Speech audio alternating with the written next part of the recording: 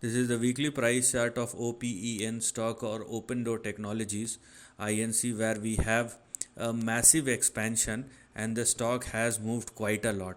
So when we are looking at the price chart or price behavior of OPEN stock, we first of all have 2.5, which is our support, and 1.8 on the downside as far as the stop loss is concerned. Now, because the stock is trading above both these levels, that's why we have these two levels representing our support and stop loss. So it is mandatory for OPEN to continue to trade and sustain above both these levels, otherwise downside may resume once again. So make sure that the stock keeps on trading and sustaining both above 1.83, but most importantly above 2.54 if you are looking at this particular stock.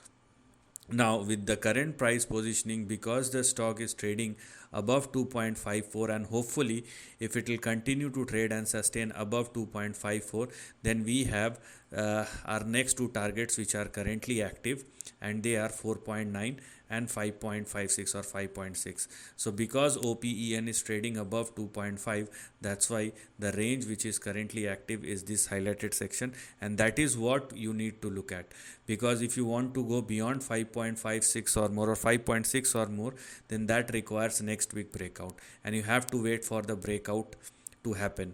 Right now the maximum which you can expect is this particular range, and looking at the current price behavior, it is clearly visible that the stock turns volatile, so it may correct and consolidate from the current positioning. So you should not be surprised if the stock started correcting, but the important thing to understand here is the stock must hold itself at or above both 1.83 and 2.54. If it does, then the range will remain intact, and the next big breakout, if it happens after 5.6 or more, then this entire section will become active.